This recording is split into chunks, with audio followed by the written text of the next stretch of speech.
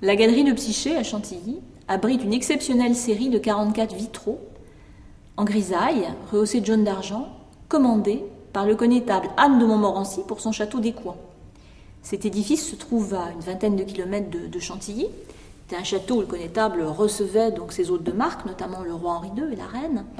Et il avait souhaité commander pour l'aile principale du château un décor de 44 vitraux racontant l'histoire de Psyché. Ce thème était très à la mode à la Renaissance.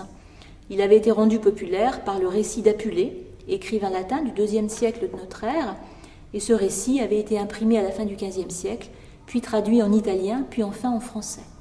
D'ailleurs, des vers français se trouvent placés sous ces vitraux. Cette histoire célèbre donc avait connu une grande notoriété, notamment grâce à Raphaël, qui a traité le même sujet à la Farnésine, à Rome, donc pour la loggia de son bienfaiteur, le mécène, le banquier Agostino Chigi.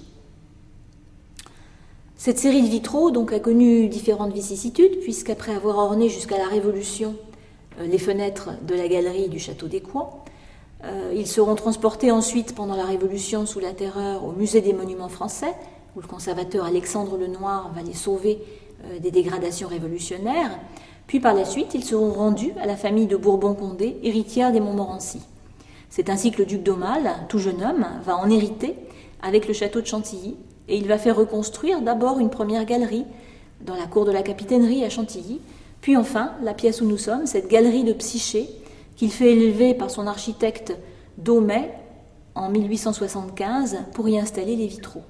Depuis lors, ils sont en bonne place avec donc la lumière du jour donnant sur les jardins français de Chantilly qui permet d'éclairer ces vitraux et de retrouver donc l'histoire de la belle Psyché et de Cupidon.